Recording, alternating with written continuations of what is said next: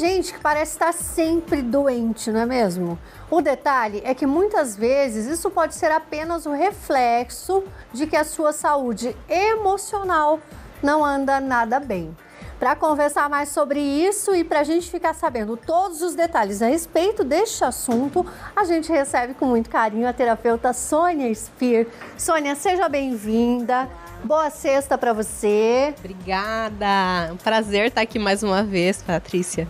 Então tá ligado aí, as nossas doenças, a nossa saúde emocional, como que é isso? Isso aí. Na verdade, o nosso corpo é um instrumento, né? A gente tem o hábito de dissociar as coisas, mas não tem como dissociar. Nosso corpo manifesta tudo aquilo que está preso no nosso inconsciente de alguma forma, né? Então, sejam emoções reprimidas, sejam traumas, seja a nossa história de infância, né? Então, tudo que a gente vem jogando para o inconsciente e esquecendo, né? Na salinha do esquecimento, de alguma forma o nosso corpo nos faz olhar. E por que isso acontece? Assim, e por que a gente demora tanto para perceber? Por que é tão difícil relacionar essas duas coisas? É, isso aí. Na verdade, assim, normalmente as questões que trazem mais sintomas são coisas que a gente tem dificuldade de perceber, de trazer. A gente fala para o nosso córtex, né? Para o nosso cérebro racional. Então, a gente não consegue pensar sobre aquelas coisas. Ou porque a dor é muito grande, ou porque realmente, ao longo do tempo, foram acontecendo questões sucessivas e a gente vai deixando de lado isso, deixando para olhar mais tarde, né? Vai ignorando. Vai ignorando, exatamente. Então, assim, nenhuma doença acontece ao acaso. Sempre teve um processo no seu corpo que foi acontecendo e que chegou no ponto em que você não tem mais recurso biológico realmente para lidar com aquilo. E aí se transforma numa doença, numa disfunção, né? Agora, a Sônia falou ali da dificuldade que a gente tem, às vezes, de perceber que, na verdade, você está doente, você está sentindo essa dor física por culpa do seu emocional.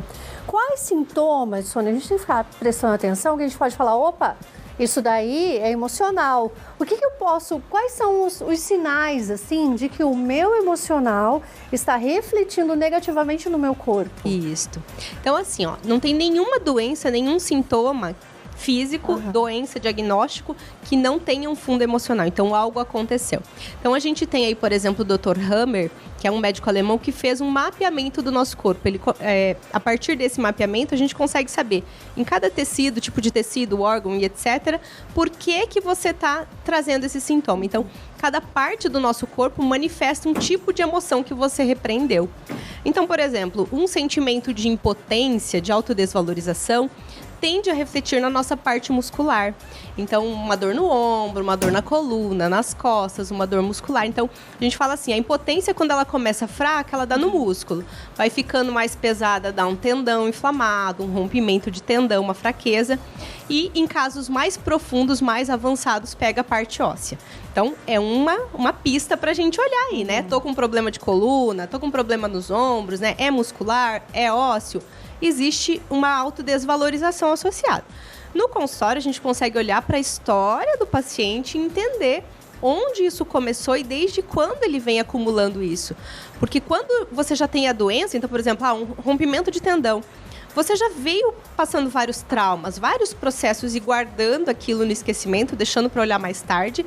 E aí teu corpo fez, olha para isso. Até que você precisa realmente do recurso médico para resolver ou para tentar reverter de alguma forma esse quadro, né?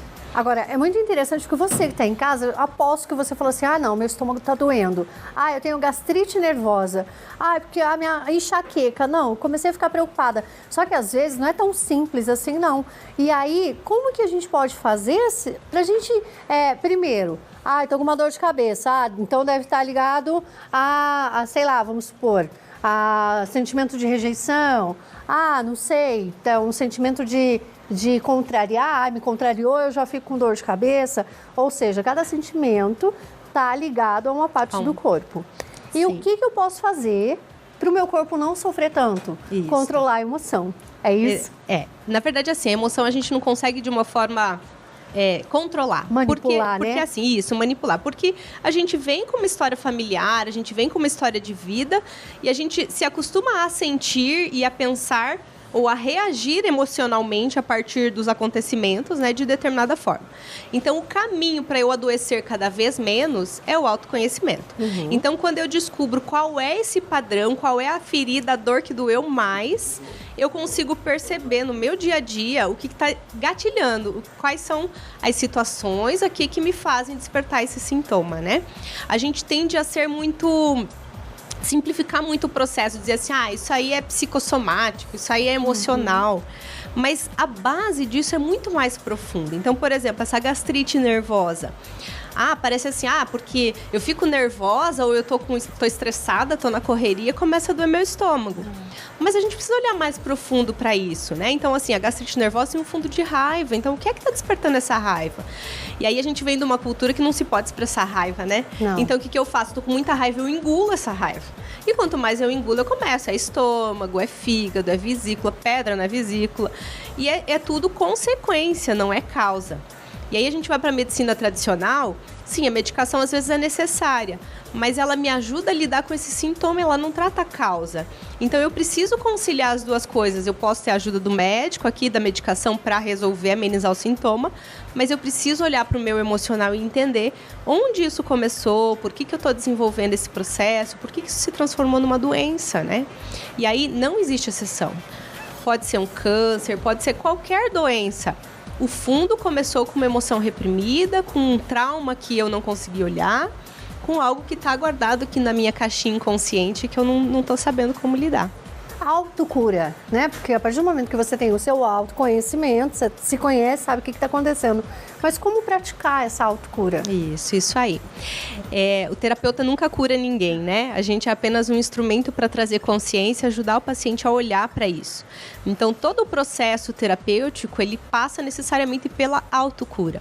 Então, a partir do momento em que eu consigo olhar para aquela cena que está lá no meu inconsciente, que não me deixa, que está trazendo o sintoma, que está manifestando, né? A gente fala às vezes, o corpo traz um bilhetinho, uma cartinha, tá doendo aqui, é por isso. Mas se eu não tenho as ferramentas necessárias e se eu não sei qual é a emoção associada, eu não consigo ler esse bilhete. É como se estivesse escrito numa língua estrangeira. Então eu preciso às vezes da ajuda do terapeuta para olhar para esse bilhete. E aí quando eu conheço, quando eu sei, quando eu consigo olhar para aquilo, perdoar quem precisa ser perdoado, liberar o que precisa ser liberado, manifestar a raiva que eu estou reprimindo, aí eu consigo, naturalmente, meu corpo não tem mais a necessidade daquele sintoma. Porque aquele sintoma tinha um propósito, a vida sempre tende ao equilíbrio. Deus é perfeito na sua criação, né? Então, a gente só adoece realmente porque tem algo que eu não estou lidando. Quando eu lido com aquilo, quando eu trago para o consciente, eu resolvo isso de forma espontânea. Por isso que a gente fala tanto em autocura, né? Eu olhar para aquilo, eu compreender e ajudar meu corpo a resolver aquele sintoma. Ou seja, o teu corpo aí vai dando aqueles sinaizinhos e você tem que aprender a identificar e depois tratar ele para você ter aí uma vida um pouquinho melhor. A gente está aqui falando de sentimentos, de coisas que são reprimidas. Mas, Sandra, isso pode, bebê, criança, também pode sofrer desses...